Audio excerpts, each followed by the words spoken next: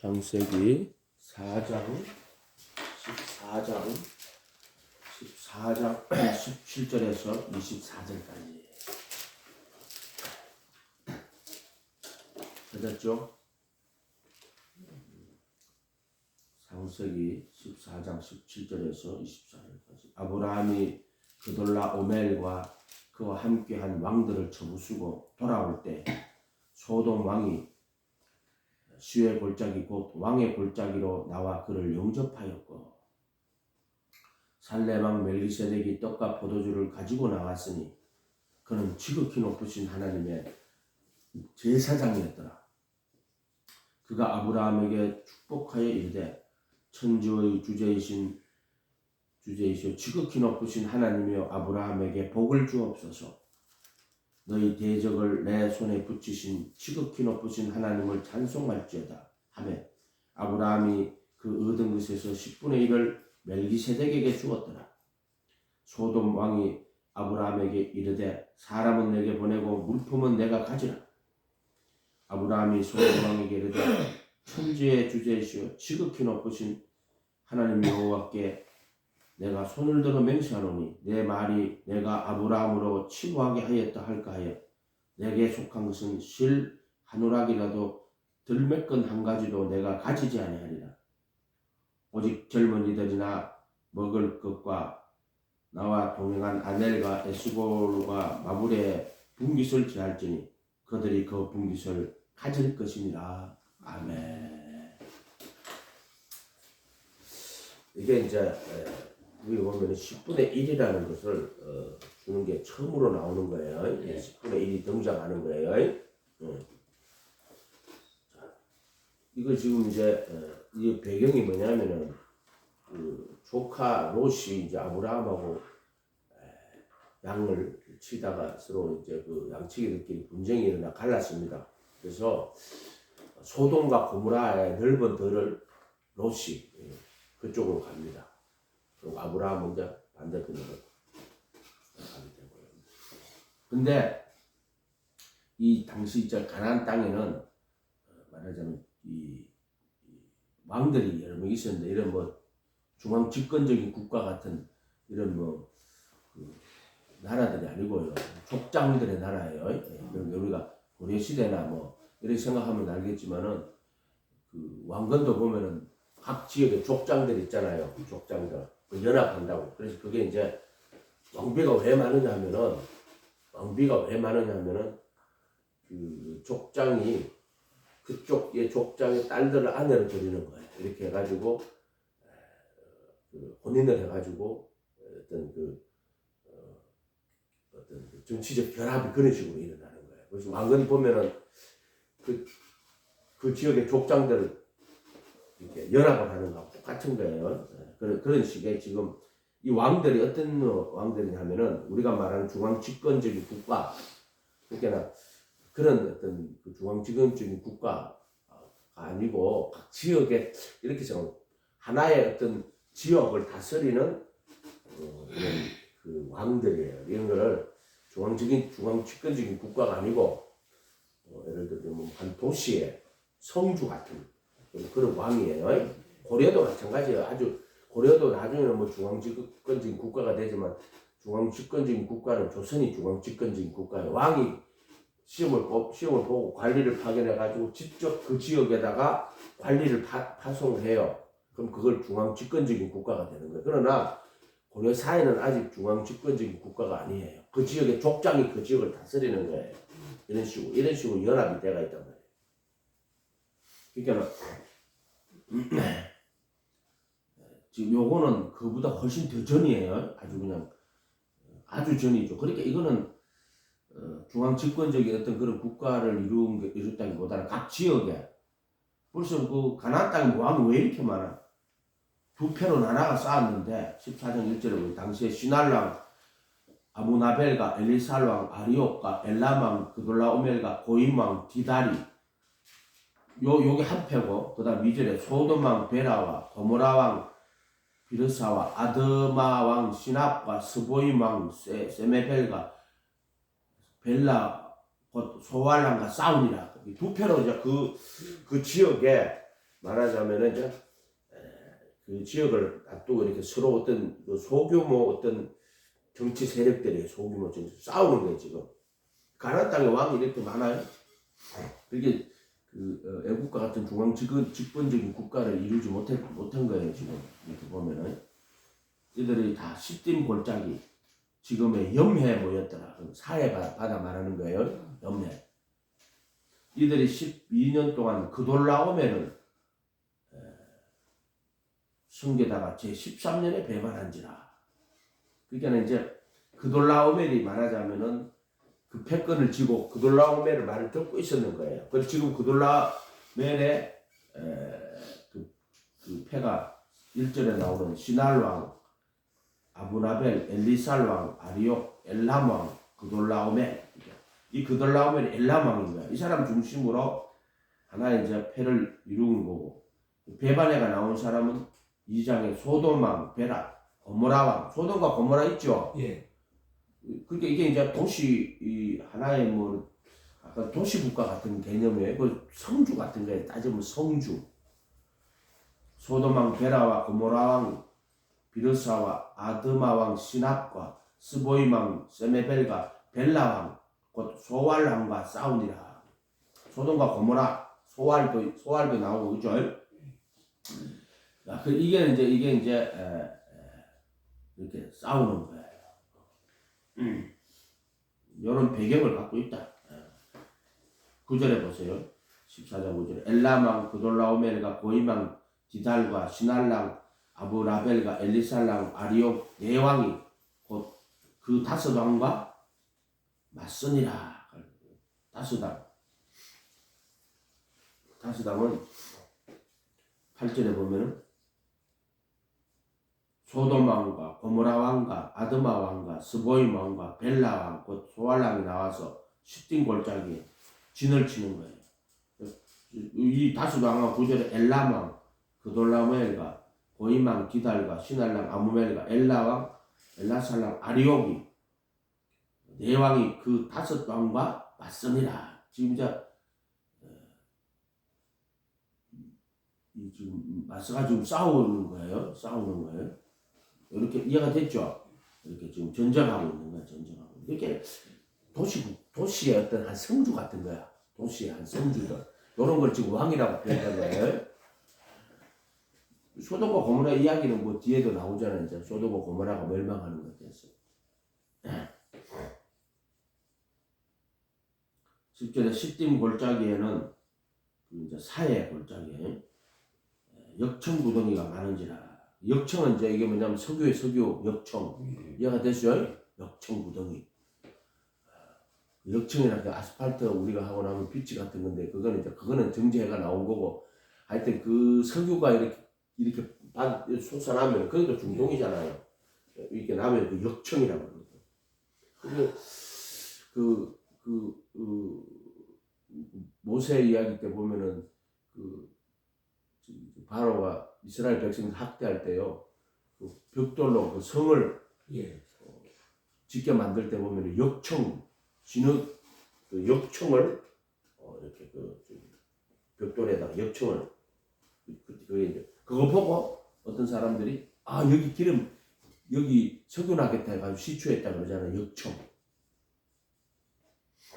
그게 원유죠. 원유 상태가 역청이에요. 구덩이가 많은지라. 소돔 왕과 고모라 왕이 달아날 때 그들이 거기 빠지고 나머지는 산으로 도망하며 소돔과 고모라 왕이 이제 도망가는 거예요. 이게 지금 소돔 왕은 사실은 이제 소돔 땅에 누가 살아요? 소돔 땅에 누가 살아요? 롯이 살아요. 롯. 이해가 됐어요? 아브라함의 조카가 소돔 땅으로 갔단 말이에요. 이해가 됐어요? 그 소돔과 고모라가 멸망하는 건 나중이고 뒤에 나오는 거고 지금 이때는 지금 이제 롯이 여기 살고 있는 거예요. 그 졌단 말이에요. 지금 이거 저가 도망을 가니까 지금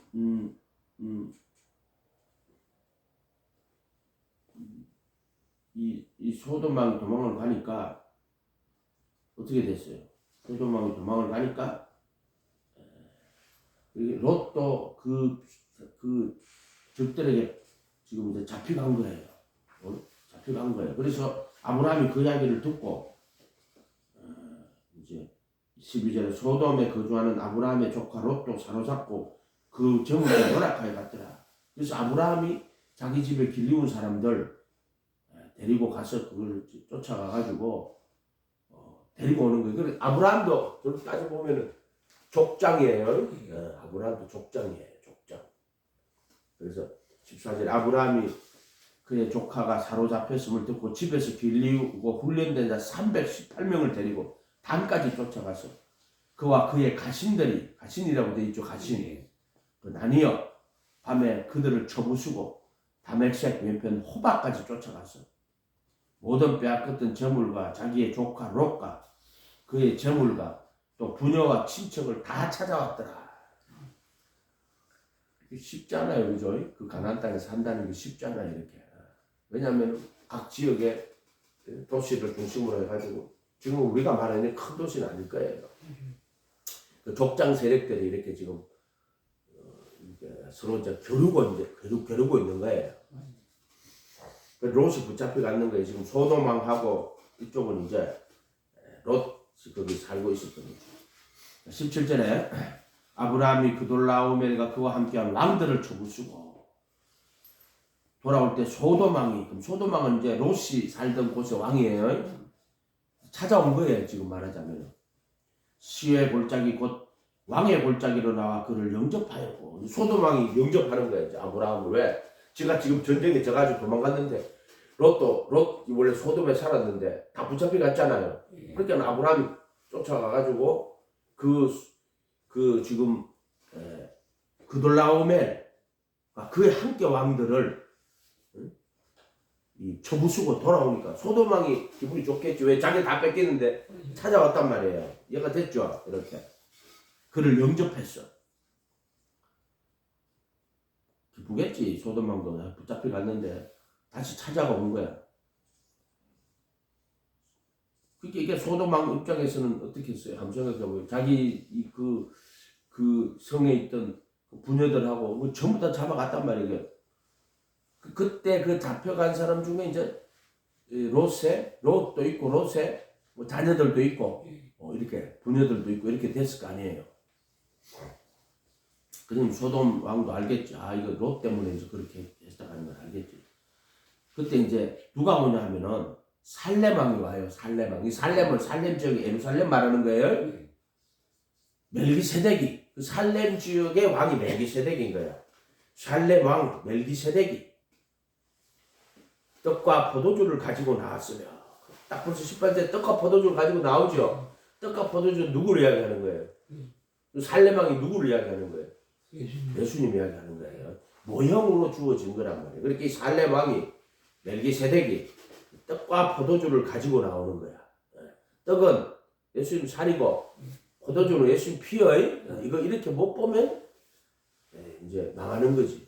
갑자기 왜 전쟁에서 돌아왔는데 갑자기 살렘 왕 멜기세덱이 떡과 포도주를 가지고 나올까? 지극히 높으신 하나님의 제사장이었더라. 대제사장이에요. 대제사장. 우리서 가면 멜기세덱에 대한 이야기가 나와요.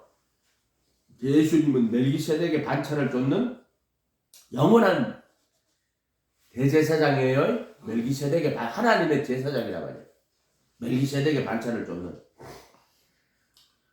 그가 아브라함을 축복하여 그르되 천재의 주제이시오 지극히 높으신 하나님이여 아브라함에게 복을 주옵소서. 얘가 됐어요? 아브라함의 복을 달라. 누가? 살렘 왕 멜기세덱이 뭘 가지고 나왔어요? 떡과 포도주를.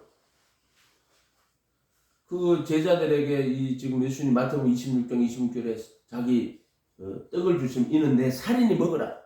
그리고 또 잔을 주시며 이는 너희 제사함을 위하여 흘리는 받고 나의 피 언약의 피니라. 언약의 피라고 이렇게 그 법을 마음에 두고 생각에 기록하는 언약의 피라고 이야기했습니다. 이런 거는 그렇게 볼 줄 알아야 되는 거야. 이걸 뭐 멜기세덱이 살렘 왕이 누구고 멜기세덱이 떡과 포도주를 왜 갖고 나오는데 이렇게 보면은 그냥 떡과 포도주밖에 안 되는 거야. 근데 축복을 한다고. 아브라함에게 축복하여 이르시되 천재의 주제이시오 지극히 높으신 하나님이요 아브라함에게 복을 주옵소서. 자, 이 살레망 멜기세덱은 예수 그리스도를 상징하는 거예요. 네. 그러니까 이 십자가에 죽으시고 부활하신 예수님. 그분이 이제 영원한 대제사장, 자기 피를 힘입어 단 한 번 거룩한 곳에 들어가서 영원한 구속을 얻으셨느니라. 그때 멜기세덱의 반차를 쫓는 영원한 대제사장이 되었단 말이에요. 이거 하는 건 우리가 예수님 알자고 하는 거야. 히브리서 멜기세덱의 반차를 쫓는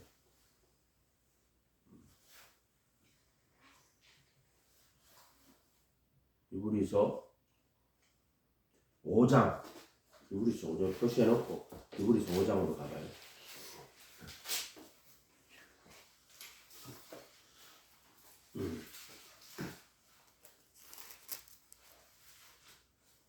(8절부터) 볼게요. 5장 8절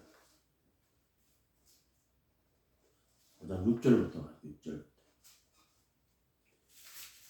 5장 6절 히브리서 357페이지 히브리서 350 신약성경 357페이지 신약성경 357페이지 히브리서 5장 6절 이와 같이 또한 이와 같이 다른 데서 말씀하시되 내가 영원히 멜기세덱의 반차를 따르는 제사장이다. 그게 대제사장을 말하는 거예요. 그가 육체에 계실 때 자기를 죽음에서 능히 구원하실 이에게 심한 통곡과 눈물과 간구와 소원을 올렸고 그의 경건하심으로 경외하심으로 말미암아 들으심을 얻었느니라. 경외하시며 경건하심 경외하시며 경건이라는 말보다는 경외가 나아요. 왜냐하면 경외는 하나님을 향한 경건 그러면 자기 자신의 어떤 경건한 삶을 사는데 근데 경외는 그럼 하나님과의 관계에서 설명하는 단어거든요.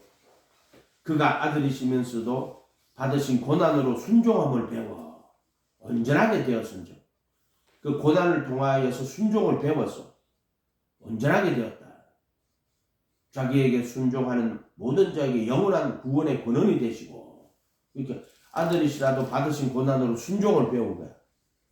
온전하게 되었다고. 온전한 영원한 성령으로 흠없이 자기를 하나님께 드린 그의 피가 흠없이가 온전하게 된 거야. 자기에게 순종하는 모든 자에게 영원한 구원의 권원이 되시고 또 하나님께서 멜기세덱의 반차를 따른 대제사장이라 칭하심을 받았느니라. 그래서 그가 지성소로 들어가는 거야. 대제사장 1년에 한 번 들어가는데 그 1년에 한 번은 1년마다 한 번씩 들어간다는 게 아니라 단 한 번,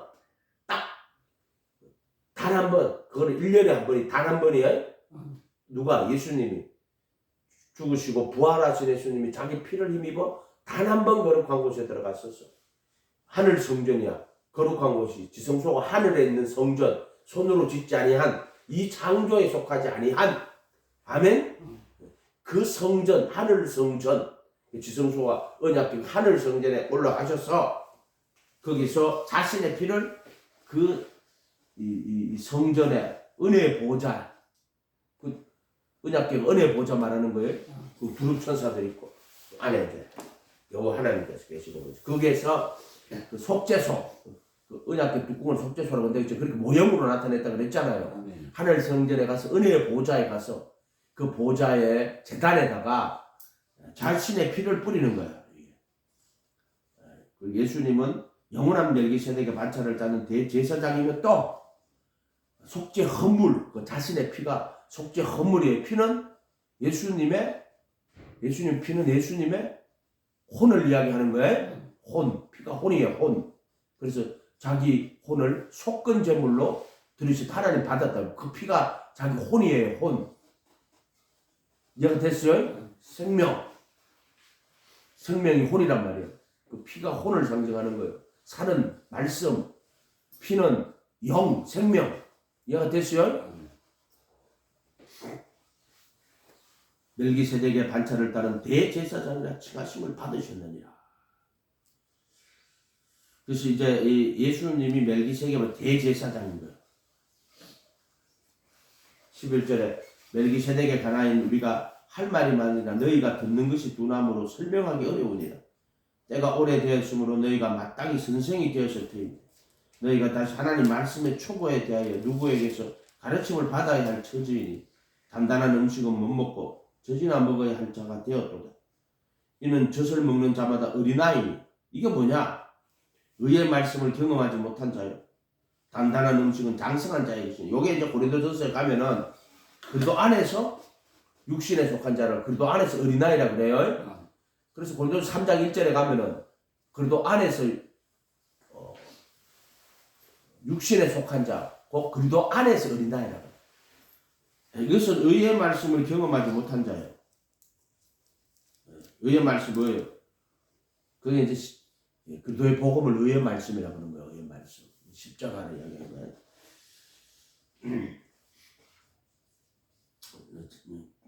단단한 음식은 장성한 자의 것이니 그들은 지각을 사용하여 뉴스를 열어서 했잖아. 연단을 받아 선악을 분별하는 자들이라. 이해가 됐어요? 선악을 분별하는. 그래서 지각을 사용함으로 뉴스를 열어 지각을 단단한 음식은 지각을 사용하여 연단을 받아 선악을 분별하는 자들이라. 이해가 됐어요? 그래서 이 그리스도 안에서 육신에 속한 자와 그리스도 안에서 영에 속한 자가 있어요. 그리스도 안에서 육신에 속한 자는 그 어떻게 됐어요? 분쟁과 다툼이 있고 또 육신에 져서 육신대로 사는 거야. 그래서 고린도 교회에 그런 일들이 되게 많이 일어났어요. 육신에 속하여 지각, 인간이 영이라 그랬어요. 인간 속 안에는 양심이 있고 지각이 있고 영의 기능이라 그랬어요. 그래서 이 지각 열어가지고 성경을 깨닫게 하는 거야. 이 선악을 분별한다는 말은 그리고 그러면 세상 사람들도 자기들 선악 분별한다고 그러지. 선악 분별 못해요. 선악 분별한다고 그러지만은 못합니다. 그래서 정말 율법을 제대로 깨달으면은 우리가 율법으로는 의롭다서 얻을 육체가 없구나. 이해가 됐어요? 눈이 밝아가지고 자기가 벌거벗은 줄을 깨닫는 거야. 이해가 됐어요? 그리고 66권을 하나님의 아들 그리스도와 그를 통한 구원의 진리로 깨닫는 거예요. 모세의 율법과 선지자의 시편에 나를 가리켜 기록한 것이라. 예, 저희 뉴스를 열어 성경을, 그러니까 이 성경을 깨닫는 거란 말이야. 선악을 분별한다 이 말이에요. 아멘. 자기 몸이 벌거벗은 걸 깨닫는 거고 세상과 또 하나님 나라를 분별할 수 있고 이렇게 이것은 이제 육신에 져서 육신대로 살지 않는 거야. 지각을 사용함으로 연단을 받는다 하는 말은 육신에 져서 육신대로 살면은 그것은 그 의의 말씀을 경험하지 못한 자예요. 그 다음에 또 죄들에 속한 몸을 벗어버려야 되지. 그 다음에 66권을 하나님 아들 그리스도와 그를 통한 구원의 진리로 깨달아야 되고 또 청결한 양심, 믿음의 비밀 그 법을 마음에 두고 생각에 기록하는 또는 너 안에 계신 그도 이렇게 이 멜기세덱이란 말이에요. 다시 돌아가. 하나님이 다 합시다. 6장까지 히브리서 5장 6장 1절부터. 그러므로 우리가 그리스도의 도의 초보를 버리고 죽은 행실을 회개함과 하나님께 대한 신앙과 세례들과 안수와 죽은 자의 부활과 영원한 심판에 대한 가는 교훈의 틀을 다시 닦지 말고 이게 이제 도의 초보예요. 6장 히브리서 6장 1절 완전한 대로 나아가는 그게 완전한 게 뭐예요? 영원한 성령으로 흠없이 자기를 하나님께 드린 그의 피가 너희 양심을 얼마나 더 많이 깨끗하게 하여 죽은 행실에서 떠나 살아계신 하나님을 섬기게 못하겠느냐. 이게 속죄소 핏불 구속에 대한 이야기 하는 거예요. 구속. 그러니까 완전한 데가 구속을 이야기하는 거예요. 따져보면 십자가 속량과 구속에 대한 이야기를 하는 거예요. 하나님께서 허락하시면 우리가 이것을 하리라. 한번 비침을 받고 하늘의 은사를 맛보고 성령에 참여한 바 되고 이게 이제 지성소의 구속, 속량과 구속. 하나님의 선한 말씀과 내세의 능력을 맛보고도, 내세라 하는 것은 죽은 이유가 아니라 다가올 하나님 나라의 능력을 맛보고도, 이 다가올 하나님의 능력이 뭐예요? 십자가에 못 박힌 그도 하나님의 능력이란 말이야. 죄들의 몸에서 벗어나게 하는 거야. 그러고 청결한 양심에 그 법을 마음에 두고 생각에 기록하는. 그러니까 이거 한번 빛을 받고 하늘의 은사를 맛보고 성령에 참여한 바 되고 하나님의 선한 말씀과 내세의 능력을 맛보고 타락한 자들은, 이거 뭐냐면은 진리의 지식을 받은 후 고의로 죄를 짓는 자들은, 이런 뜻이에요. 다시 새롭게 아예 회개하게 할 수 없다. 그러니까 회개한다고 다 되는 게 아니에요. 이렇게 해놓고 타락한 자들은 회개할 수 없어요. 이미 그들은 하나님의 아들을 다시 십자가에 못 박아. 이 말은 내가 그리스도와 함께 못 박혔는데, 그러고 나서 타락한 자들은 예수님도 함께 갈라디아 2장에서 내가 그리스도와 함께 못 박혀있나니 그 진리의 지식을 받은 후에 다시 타락한 자들은 다시 십자가에 못 박는다. 이 말은 지금 그리스도와 함께 십자가에 못 박히는 은혜를 받은 자들이 다시 타락하면 그들은 다시 회개 못해. 왜? 예수를 다시 십자가에 못 박는다. 이해가 됐어요? 너희가 십자가에 못 박은 예수를 하나님이 주와 그리스도가 되게 했단 말이야. 그런데 이 은혜를, 내가 그리스도와 함께 못 박히는 이 은혜를, 그리고 예수 안에 있는 자는, 그 진리를 깨달은 자는, 그러면 그래도 예수와 함께 십자가에 못 박혀 있는데, 그런데 또 죄를 지면 타락한 자들은 다시 십자가에 못 박는단 말이에요, 예수를. 그래서 진리의 지식을 받은 후 고의로 죄를 짓는 자들에게는 다시 속지 않은 흠물이 남아있지 않다. 이해가 됐어요? 그 다시 십자가에 못 박는다는 말이에요, 예수를. 원래 한번 십자가에 못 박았잖아요. 그래서 그들이 그 십자가에 못 박는 걸 통해 가지고 내가 율법의 저주에서 속량되고 율법의 정죄에서 해방되고 그리스도 함께 못 박히는 그 은혜를 참석한 거란 말이에요. 그래서 그리스도 함께 십자가에 못 박힌 자가 다시 죄를 타락해버리면은 또 십자가, 그럼 예수를 못 박을 거야? 너를 위해서 예수님 또 십자가에 못 박힐 거야? 이렇게 말한 거예요. 그래서 한번 하나님 한번 4절에 한 번 빛을 받고 하늘의 은사를 맛보고 성령에 참여한 바 되고, 이걸 그리도 예수 안에라고 하는 거야. 그리도 예수 안에 있는 자에게는 정죄함이 없나니 그들은 육신을 따라 걷지 않고 성령을 따라 걸어가느니라. 이렇게 이 그리도 예수 안에 있는 진리의 지식을 갖는데 그리도 예수를 아는 거야. 그렇게 모든 사람이 구원받으며 진리 아는 데 이르기를 원하느라. 구원받는 게 진리 아는 거네. 하나님은 한 분이고 하나님과 사람 사이 중보도 한 분이고 사람이신 그도 예수니라. 그도 예수에 대한 그 진리의 지식을 받은 거야. 그래서 그도 예수 안에서, 바울 사실 이 그도 예수 모르면은 구원 못 받는다 그랬잖아요. 그게 이제 진리의 지식이란 말이야. 진리의 지식을 받은 후 고의로 죄를 짓는 자는, 고의가 뭐예요? 의지적으로. 그러니까 이 지성소에 있어도 자기가 정말 죄의 몸에 지지 않고 좀 육신대로 안 살려고 하면 안 사라지는 거고, 또 자기가 청결한 양심대로 살려고 하면 사라지는 거예요. 혼은 변함이 없어요. 이해가 됐어요? 성소든 지성소든 혼인데, 성소의 혼도 자기가 마음으로 하나님의 법을 즐거워하는데, 그런데 지체 속에 죄의 법이 있어가지고 사로잡아버리고 오르나는 공고한 사람 사망.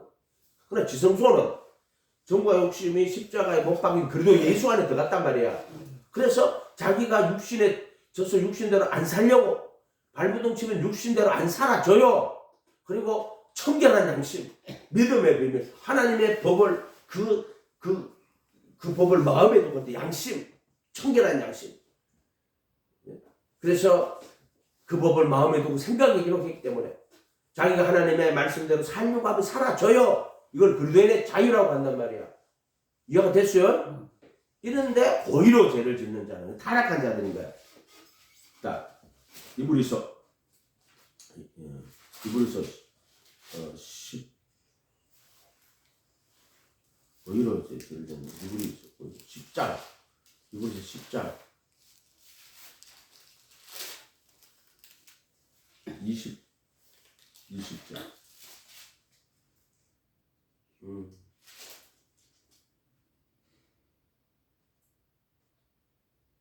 26절. 우리가 진리를 아는 지식을 관리. 진리가 그리스도 예수요. 그리스도 예수 안에 있는 그리스도 예수를 아는 지식을 받은 후에 이거는 이 진리를 아는 지식은 진리가 그 사람을 자유하게 하는 거예요. 그게 진리를 아는 지식을 받으면은 이렇게 있잖아. 네가 내 말에 거하면 참 내 제자가 되고 진리를 알지니 그랬잖아. 요한복음 8장 31절. 진리를 알지니. 진리를 아는 지식을 받으면 어떻게 돼요? 진리가 너희를 자유케 하되. 누가 그 진리가 누구요? 그리스도 예수요. 그리스도 예수를 아는 지식을 받으면은 그 진리가 하나님 아들이란 말이야. 이해가 됐어요? 예수가 하나님 아들 그리스도란 말이야. 그 진리를 아는 지식을 받은 후 짐짓 죄를 범하면 이게 윌리엄이 의지적으로 또는 고의적으로 또는 계획을 세워가지고 어떤 걸 얘기하냐면 다윗 이야기 해줬잖아요. 다윗이 이 가늠을 했잖아요. 육신의 정욕 교만해져가지고 이제 말하자면은 이 몸에 마귀가 들어간 거예요. 제 정욕이. 얘가 됐어요? 그래가지고 이 죄의 정욕 때문에 바세바하고 가늠을 했다. 불러가지고 강제로. 그래 놓고 나서는 그 다음 어떻게 하냐면은 죄를 숨기려 덮어야 되는데 제가 안 덮이잖아. 그렇게 깨를 냈다고. 그래갖고 야 우리야 불러가 동심시키랬다. 동심도 안 하고 가네. 아니 그러니까는 얼마나 신실한 자기의 부하야. 부하 수하지 부하. 얼마나 신실한 부하야. 내가 이렇게 할 수 없다고 가네. 그래가지고 또 깨를 내가지고 야 전쟁할 때 앞에 다 몰래 빠져. 혼자만 나도. 그럼 어떻게 되겠어? 모든 그것이 우리한테 집중할 거 아니야. 여기 깨를 내는 거야. 이걸 고의적으로. 그러니까 여기 보면은 이제 히브리서 26절에 우리가 진리를 아는 지식이라 하는 요게 이제 예수님을 그리스도 예수로 그의 죽음과 부활을 참여하는 거예요. 진리 아는 지식을 받은 거야. 그리스도 예수 모든 신성의 충만이 몸으로 거하시는 또 너희 안에 계신 그리스도 예수 안에 있는 자에게는 정죄함이 없나니. 그렇게 성경을 읽어보면은 이 그리스도 예수가 눈에 엄청나게 보이기 시작한다고. 그리스도 예수 하나님이며 사람이시고 참 하나님이고 참 인간이시고 또 하나님과 사람 사이 중보이신 그리스도 예수 죽으시고 부활하셔서 모든 신성의 충만이 몸으로 거하시고 그 안에는 모든 지혜와 지식의 보화가 감추인 분. 아멘. 아버지와 그 로고스와 그 분에만 셋이 하나로 계신 분. 그리스도 예수. 아멘. 진리의 지식을 받은 후에 고의로 짐짓이라고 했지만은요, 윌링이라고 번역했지만 이거는 고의로예요. 의지적으로 범한 적 다시 속지 않은 제사가 없어요. 그래서 다시 회개할 수 없다고 해요. 그렇게 다시 속지 않은 제사를 하면 다시 아들을 십자가에 못 박아야 된단 말이야. 이해가 됐어요? 예수를 계속 못 박나? 그래서 성소에서는 그러나 지성소에서 진리의 지식을 받은 후에 고의로 죄를 짓는 자는 그 아들을 다시 십자가에 못 박는 거야. 다시 속지 않은 제사가 없단 말이야. 그러면 진리를 아는 지식이야. 진리를 아는 지식을 받은 후 고의로 죄를 짓는 자는 다시 속지 않은 제사가 없다는 말이 아까 그 6장에 히브리 6장 나오는 내세의 능력과 한번 비침을 얻고 하나님의 말씀과 내세의 능력을 맛보고도 타락한 자들은 회개하지 못한다. 회개할 기회를 얻지 못한다 하는 말이 그 말이에요. 진리를 아는 지식을 받은 후 고의로 죄를 짓는 자는 다시 속지 않은 제사가 없다. 오직 무서운 마음으로 심판을 기다리는 것과 대적하는 자를 태울 맹렬한 불만이 있느니라. 무섭죠. 그렇게 두렵고 떨림인 거야. 진리의 지식을 받은 후에 두렵고 떨리는 거야. 얼마나 무서운 줄 알아요? 모세의 법을 폐한 자도 두세 정언으로 말미암아 불쌍히 여김을 받지 못하고 죽을 거다. 복음을 폐한 자는 이런 뜻이 되는 거야. 모세의 법을 폐한 자도. 그런데 이 지금 십자가에 죽으시고 부활하신 예수님, 그래도 예수 안에 생명의 성령의 법 안에 들어간 자가 고의로 죄를 짓는다? 그러면 뭐를 폐하는 거예요? 생명의 성령의 법을 폐하는 거야. 하물며 하나님의 아들을 짓밟고 자기를 거룩하게 하는 언약의 피를 부정한 것으로 여기고 은혜의 성령을 욕되게 하는 자가 당연히 받을 형벌은 얼마나 더 무겁겠느냐. 너희는 생각하라. 이게 이제 모세법을 폐한 게 아니고 생명의 성령을 폐하는 자들이 돼버리는 거야. 이해가 됐어요? 그 법을 마음에 두고 생각에 기록했는데 고의로 죄를 짓는다? 그러면 생명의 성령의 법을 폐하는 자가 돼버리는 거야. 이렇게. 이런 말들이 되게 어려워요. 어렵게 들릴 거야 아마. 이해가 됐어요? 다시 6장으로 돌아가서 6장. 우리가 그리스도의 도의 초보를 버리고 죽은 행실을 회개함과 하나님께 대한 신앙과 세례들과 침례받을 때 회개하고 각각 예수 그리스도의 이름으로 침례를 받고 제들의 사면을 받으라.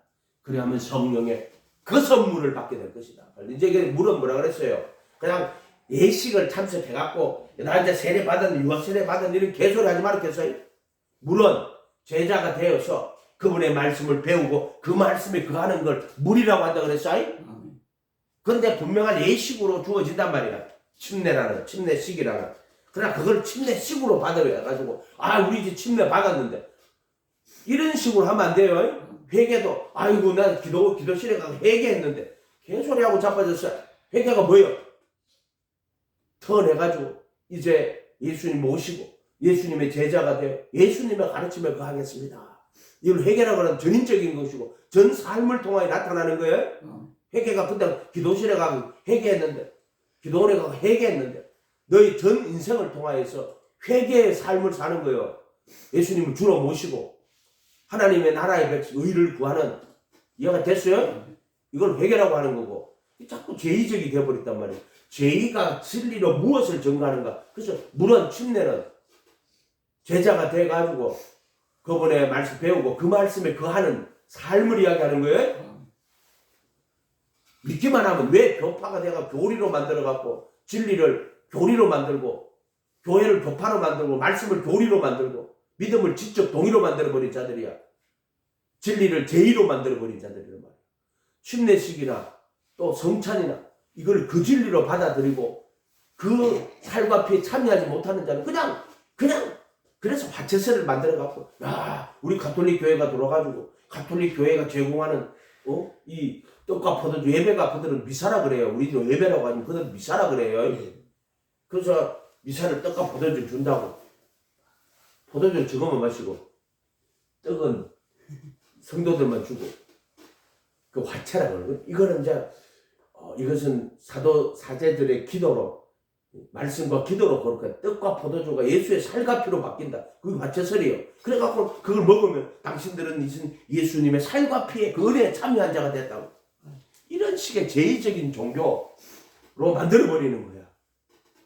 제의적인 종교가 아니라고. 기독교는 회개도 기도실에 가서 회개했는데 기도원에 가서 회개했는데 거짓말 치지 마라. 옷 2벌 있는 자는 1벌 주고 먹을 것도 그렇게 하고 또 세리들에게는 정한 세에 늑징치 말고 군병들에게는 무수하지 말고 참수하지 말고 받은 요로 족한 줄로 알아라. 아멘? 그게 회개란 말이에요. 회개. 아멘? 제자가 내가 그분의 말씀에 거하는 것 그걸 회개. 침례. 그 침례가 뭐예요? 물이 뭐예요? 회개. 또 물론 그분의 이름으로 그분을 영접하는 것. 예수님을 주와 그리스도로 영접하는 것. 셋째, 제자가 되고 그분의 말씀을 배우고 그 말씀에 거하는 것. 자기 멍에를 내 멍에를 배우고 내게 배우라고 그랬잖아. 그 멍에가 뭐예요? 예수님 멍에. 이거를 물이라고 한다고. 이해가 됐어요?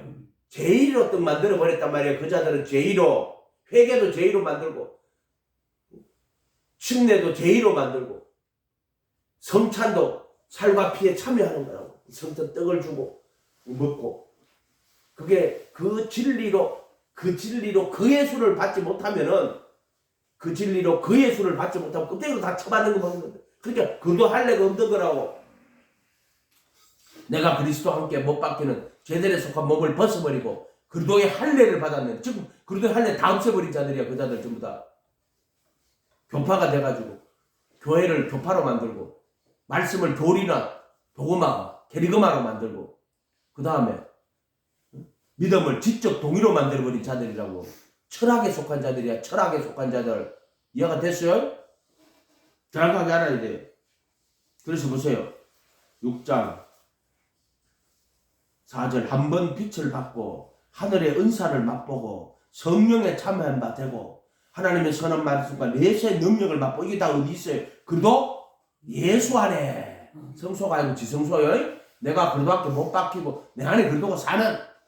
이게 이제 빛을 받고 은사를 맛보고 성령에 참여한 바 되고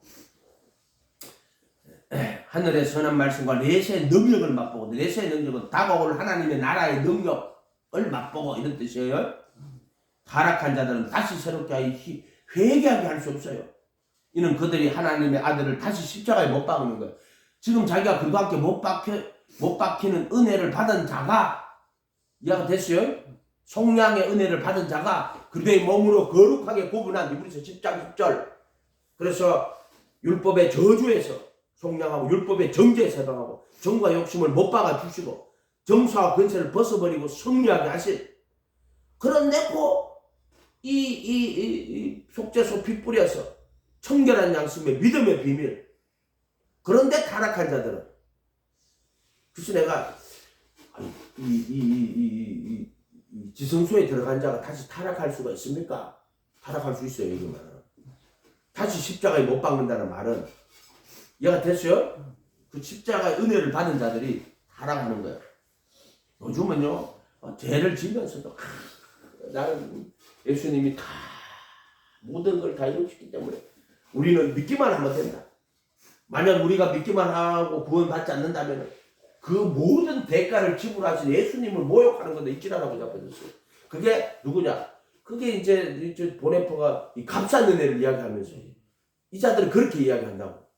나는 그 왜 종교개혁이 일어났던 그 독일에서 히틀러가 나타나가지고 왜 유대인들을 잡아 죽여 그 난리를 칠까?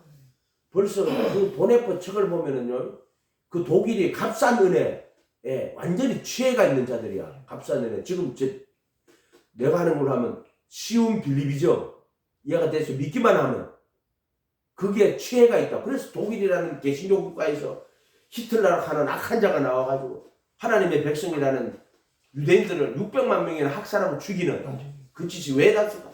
항상 궁금했다고. 어떻게 독일에서 그런 일이 났어? 벌써 복음을 거의 개돼지 수준으로 만들어 놓은 자들이라고. 이해가 됐어요?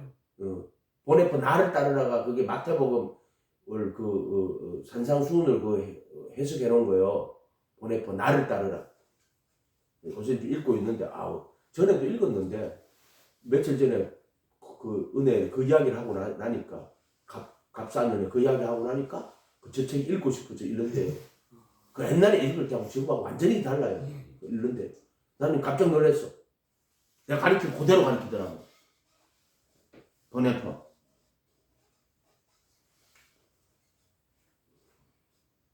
타락한 자들은 6장 6절 다시 새롭게 회개하게 할 수 없어요. 이는 그들이 하나님의 아들을 다시 십자가에 못 박아 드러내놓고 욕되게 하는 거예요. 단 한 번 거룩한 곳에 들어가는 거예요. 단 한 번.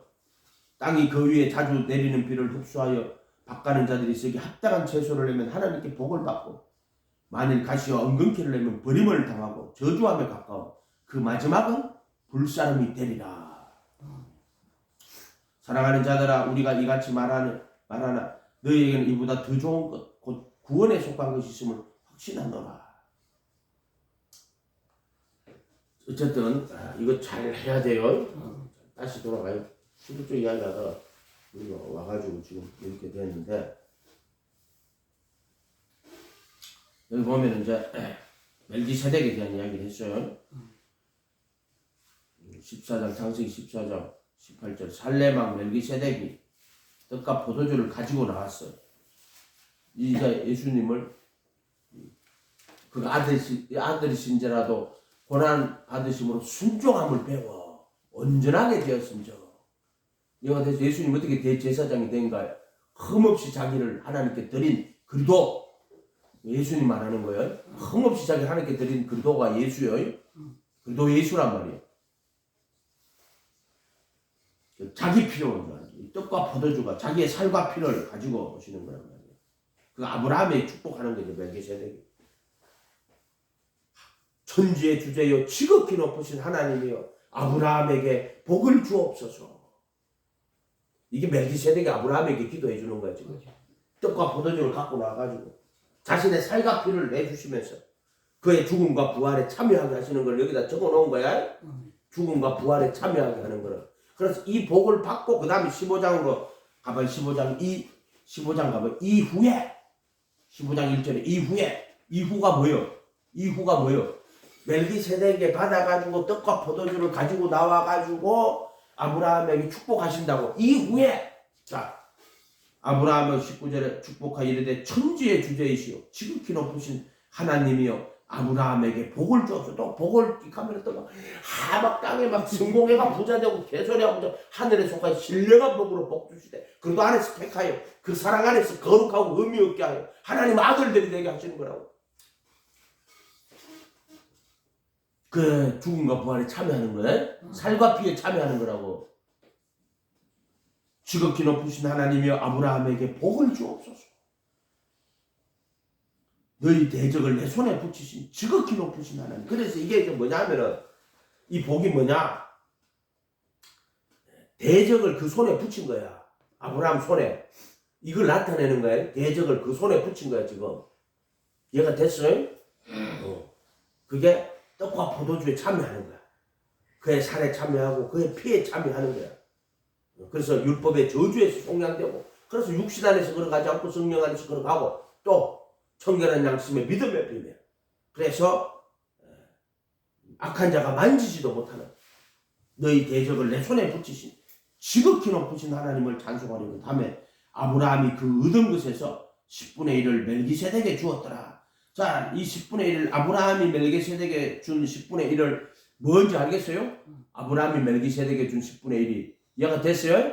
떡과 포도주를 받고 10분의 1을, 그러니까 이 10분의 1이라 하는 거는 그냥 수학 계산해가 10분의 1이라는 게 아니라 자신의 그 10의 하나로 드렸다는 거야. 10분의 1을 드렸다는 게 아니고 10분의 1이 아니고 열을 하나로 드렸다.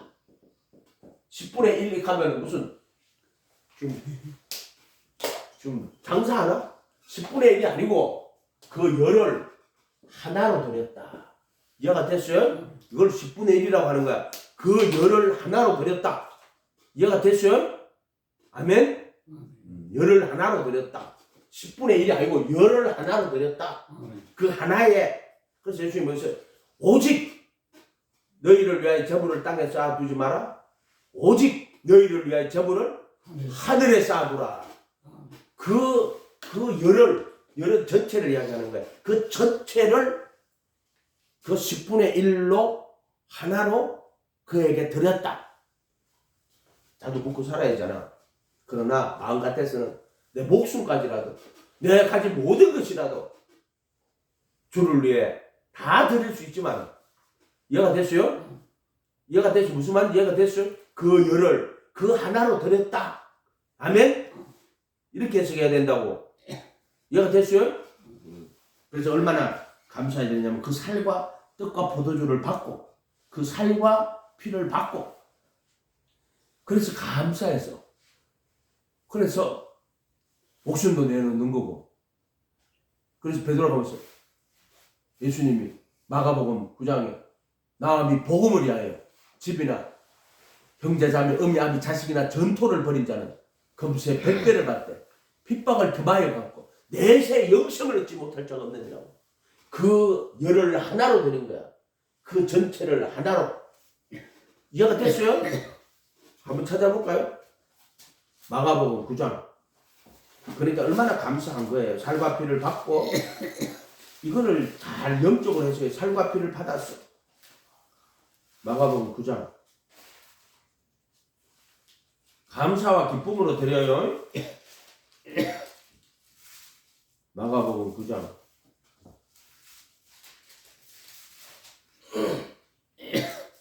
다음에 아이고 이거 10장이고 9장이네.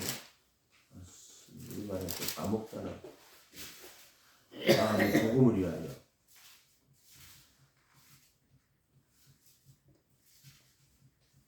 안 쓰면은 자꾸 까먹어요.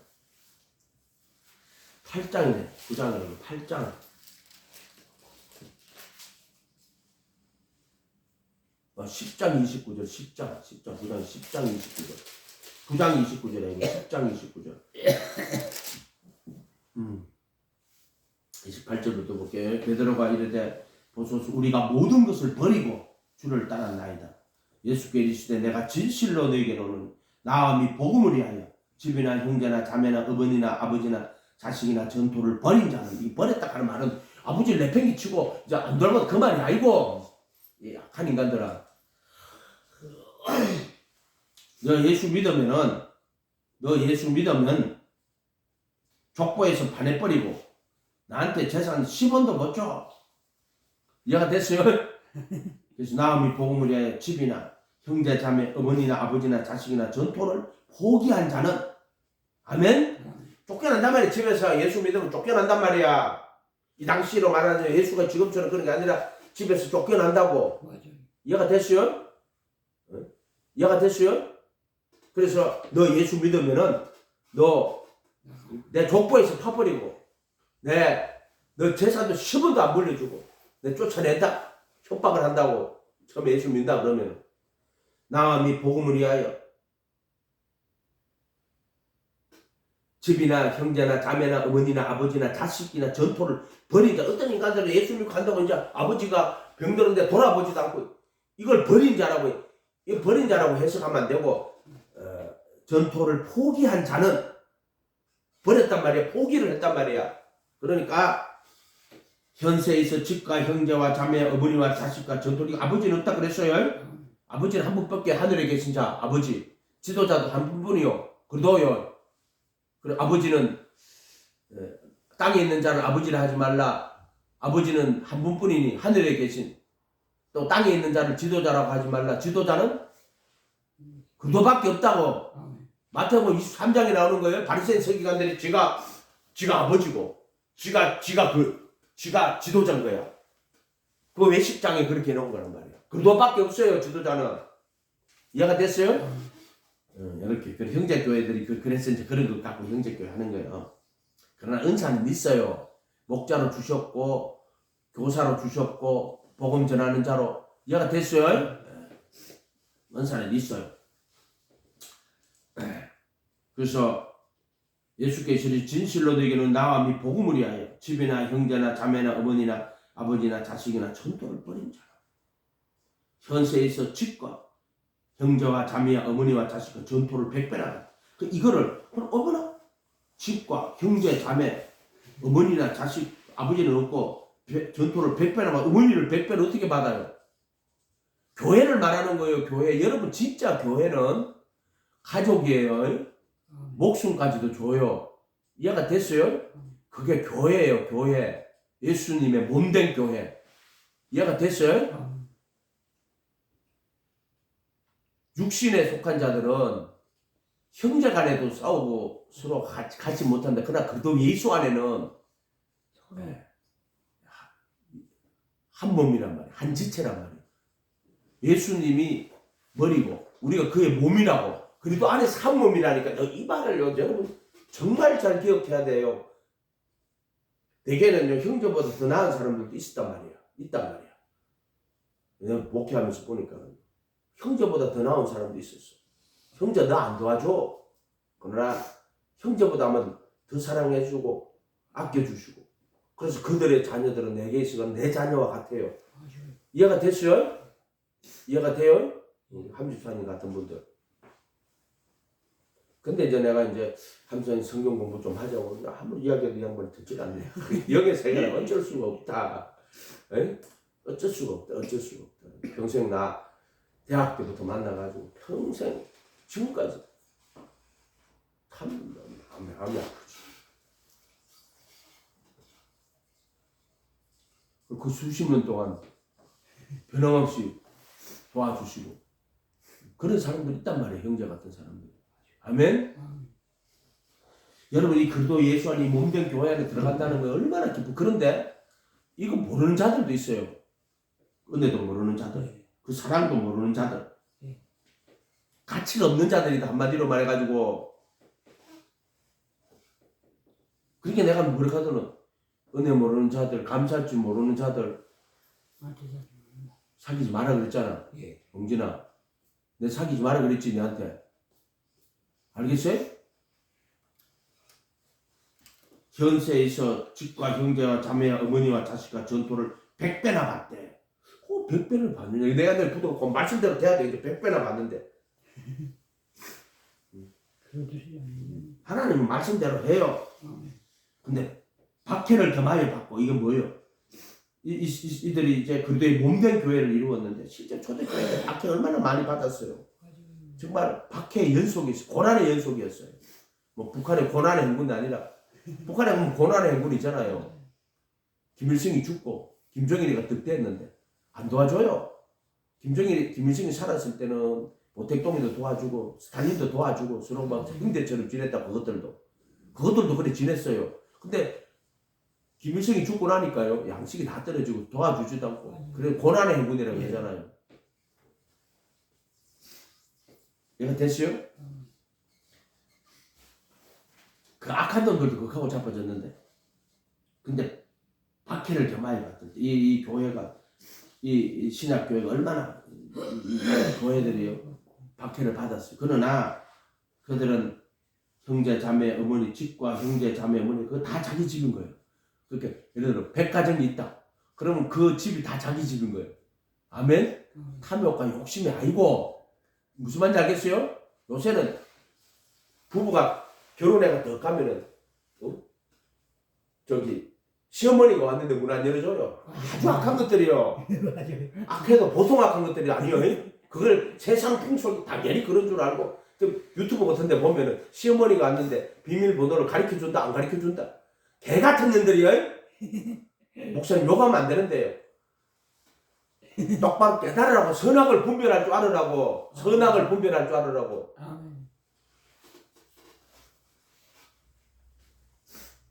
그렇게 유튜브 보면 시어머니가 음식 싸가지고 아들 먹으라고 줬는데 쓰레기통에 1,000원 뿌리고 앉았어. 니도 시어머니가 되고 이해가 됐어요? 또 너도 너네 가족에서도 이 며느리가 되고 네 딸도 며느리가 되고. 그래 개보다 못한 것들이라고. 여러분 선악이 없으면 그렇게 돼요. 인간들이 고상한 척 한다고. 장과 대접에 거쳐 깨끗한데 속에는 한마디로 온갖 악이 가득 찬 자들이다. 그게 현세에서 집과 형제와 자매와 어머니와 자식과 전토를 100배나 받대.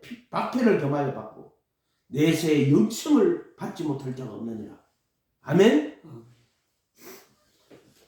다시 또 돌아가요. 창세기 15장 1절. 이후에 언제예요? 자, 이 멜기세덱을 받아갖고 살과 피를 장과 떡과 포도주를 받고, 그리고 이 멜기세덱이 축복을 하고 난 후에 그래도 예수 안에 여가 됐어요? 신약으로 하면 이후에 이제 그래도 예수 안에 들어온 거야. 여호와의 말씀이 환상 중에 아브라함에게 임하여 이르시되 아브라함아 두려워하지 말라. 나는 내 방패요 지극히 큰 상급이라. 이 방패가 뭐예요? 상급이 뭐예요? 살과 피라는 거예요. 내 몸으로 거룩하게 구분해가 방패고, 또 지극히 큰 상급이라. 헌물 한 헌물. 이해가 됐어요? 살과 피란 말이야. 방패고 살이고 죄들의 몸에서 벗어나고 또 속죄소에 피 뿌려서 영원하신 하나님의 아들 그 나라를 구속의 은혜라는 거야. 이거 방패요 상급이라. 아브라함이 이르되 주 여호와의 무엇을 내게 주시려 하나이까. 나는 자식이 없사오니 나의 상속자는 다메섹 엘리에셀이다. 원래 그 롯을 데리고 나왔다고. 자식이 없어갖고 왜 롯을 데리고 나왔어요? 양자란 말이에요. 양자. 롯 데리고 나왔단 말이야. 예. 그런데 롯이 농사짓 이제 양치기 하다가 그 자기들 그 번영하고 하니까 아브람 떠났잖아. 소돔과 고모라로 갔단 말이야. 그러니까 그 다음에 이제 된 게 누구냐면 이 엘리에셀이란 말이야. 얘가 됐어요? 예. 엘리에셀.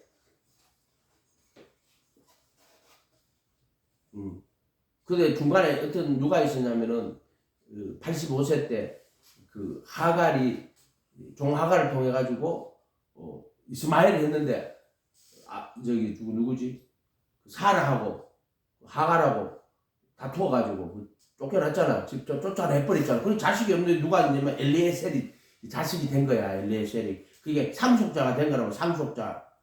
근데 이 상속자를 아브라함이 이르되 주께서 내게 씨를 주지 아니하였더라면 내 집에서 길리운 자가 내 상속자가 돼. 씨를 준다고. 그 누구요? 이삭. 얘가 됐어요? 그래서 자기 몸이 죽었는데 다시 살린다고. 그리고 새 생명을 잉태한다고. 자, 이 이야기가 뭐예요? 죽은 몸이 살아나고 새 생명이 잉태하는 게 예수님의 살, 그들의 몸으로 거룩히 구분하는 게 죽은 몸이 다시 살아나는 거예요. 제대로 속한 몸을 벗어버리는 그도에 하려고. 그 다음에 새 생명 잉태하는 게 뭐예요? 너희 안에 계신 그도가 새 생명을 잉태하는 거야. 그 법을 마음에 두고 새 언약의 성취. 그래서 너희 안에 계신 그도, 그걸 새 생명이라고 하는 거야. 그래서 새 생명 가운데 행하게 하려 하십니다. 죄들에 속한 몸에 벗어나고 새 생명 가운데 행하게 하신 그리도 예수 안에.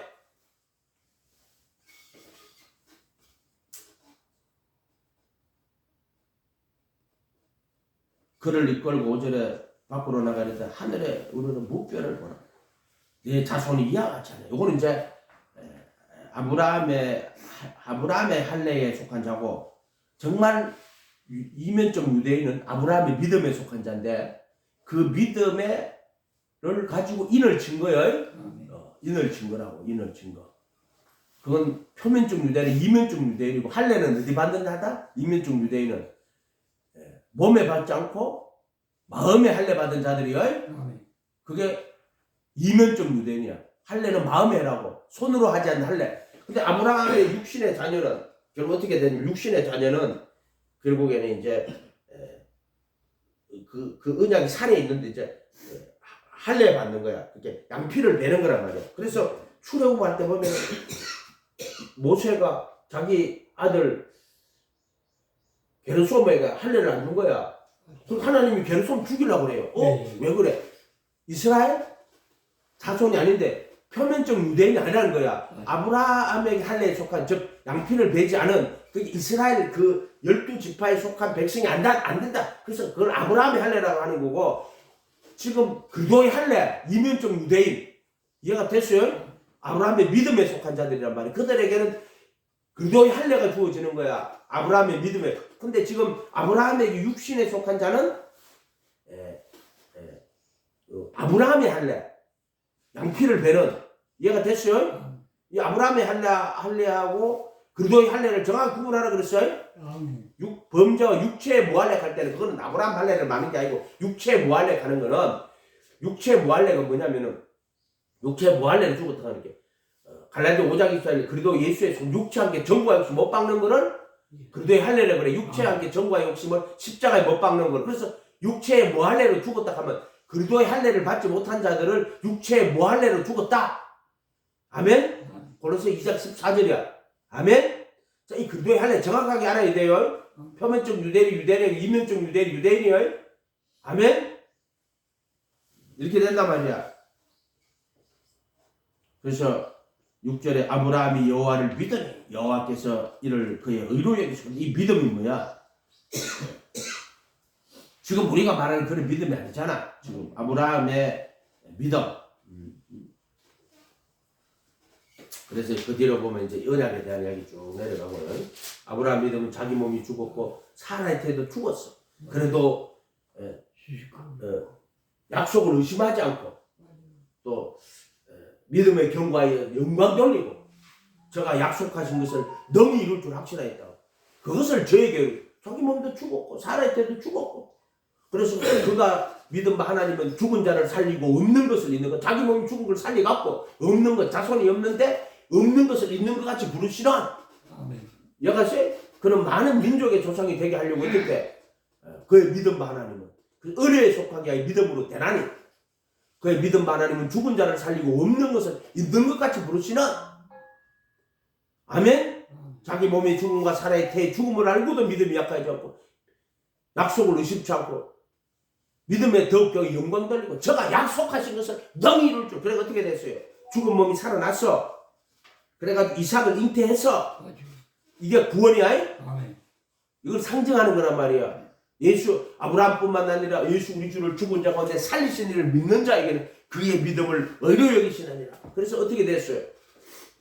내가 그도 함께 못 박히고 내 안에 그도가 사는 범죄함을 위하여 내어줌이 되고 의롭다 하심을 살아나셨다. 그걸 믿을 때 어떻게 됐어요? 구원이 일어나요. 복음을 믿을 때 구원이 내가 그도 함께 못 박히고 내 안에 그도가 사는 죄의 몸에 벗어나고 너희 안에 계신 그도 새 생명 가운데 행하는 아멘? 이거 아브라함의 믿음이란 말이에요. 로마서 4장이잖아요. 예. 아브라함을 믿음에 그래서 의로 그 믿음을 인을 치는 게 아브라함이 무할례 시대에 받았던 믿음을 인치는데 지금 우리로 말하면 그리스도의 할례예요. 아멘. 그때 아브라함이 무할례 시대에 가졌던 그 믿음을 인을 치는 거고 11조 이야기가 이렇게 왔는데 오늘 더 해야 되는데 하여튼 창세기 14장을 잘 좀 봐가지고 예. 그걸 복음으로 해석할 수 있어야 돼요. 아멘. 11조 드리니까 우리 하늘에 재물을 다 쌓았다. 그게 아니고 열을 하나로 드리는 거예요. 나음이 복음을 위하여 예수님과 그분의 거룩하신 복음을 위해서 집이나 형제, 자매나 어미나 아미나 자식이나 전토를 벌인 자는 아멘? 금세 100배를 받대. 아버지는 빼고 집이나 형제, 자매, 어머니나 아버지는 빼고 이렇게 됐어요? 아내를 버린 자는 없어요. 유대인들에게 아내를 버린 자. 아내는 없어 버린 게. 왜냐면 그는 하나님 안에 있기 때문에. 그런데 누가복음에 가면은 아내를 버린 자가 나와요. 그때 버리기 아니고 포기한 거예요. 너 예수 믿으면 난 나하고 못 살아. 이 초대교회 때는 그랬단 말이야. 예수 믿으려고 그러니까 마누라 너 나하고 못 살아. 그때 갈라지라 그래. 상황이 조금 달라요. 지금은 종교의 자유가 있고 여성이 상위 시대라 가지고 지금 어떻게 하는데 나 너 있잖아 예수 믿는 거 반대 안 해. 그런데 남편이 옛날에는 막 마누라가 아내가 집에서 예수 믿어 얼마나 핍박받고 그 사람들이 얼마나 고통당하고 그 예수 믿은 줄 알아요 여자분들이 근위주의 시대. 그래 지금은 자유로운 시대예요. 그러니까는 남편이 아내가 예수 믿는다고 반대를 못해요. 예수 믿으면 믿는데 반대하면 이혼하고 가버린단 말이야. 그러니까 남자들은 어떻게 하든 이 몸에 묶여가 있다고. 남자들이 그 몸에 안 묶이면은 여자들은 그 몸에 묶여가 있었단 말이야. 몸에 뼈 중에 뼈, 살 중에서 몸에 묶여가 있으니까 그래 열심히 믿으라 하면서 이제 네가 다니는 거는 반대하지 않겠는데 나를 이제 끌고 교회 가면 안 된다 하고 이렇게 한다면 지금은 상황이 엄청나게 옛날하고 많이 바뀌었단 말이야. 근데 누가 보면은 아내를 버린 자는 있어요. 그 아내를 버리라는 게 아니라 포기하는 거야. 내가 예수 믿는데 아내가 너 예수 믿으면은 난 너 버린다. 이 사람 생각하면 어떻게 예수 믿을지 아내가 나 예수 믿으면 아내가 나를 버린다 하는데 고민을 하는 거야. 고민. 그래서 누가 보면은 하나님 나라를 위해서 아내를 버린 자는 누가 보면 나오는데 그거는 이방인들을 위한 복음이란 말이에요. 누가 보면 이해가 됐어요? 그거를 잘 깨달아가 이해를 해야 되는 거야.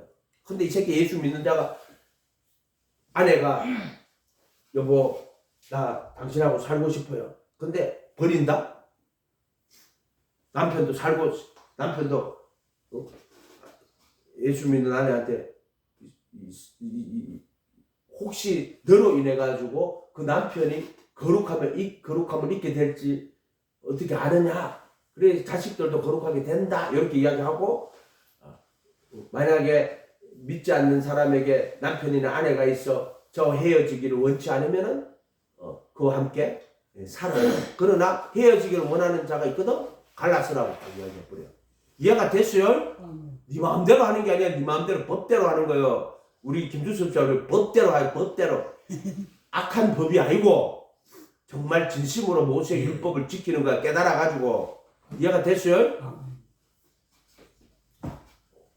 11조를 좀 다음에 하기로 오늘 마침 너무 많은 시간이 갔어요. 기도합니다. 거룩하신 주님 감사합니다. 저들을 불쌍히 여겨주시고 긍휼히 여겨주시고 인도하여 주시옵소서. 감사드리고 예수님 이름으로 기도합니다.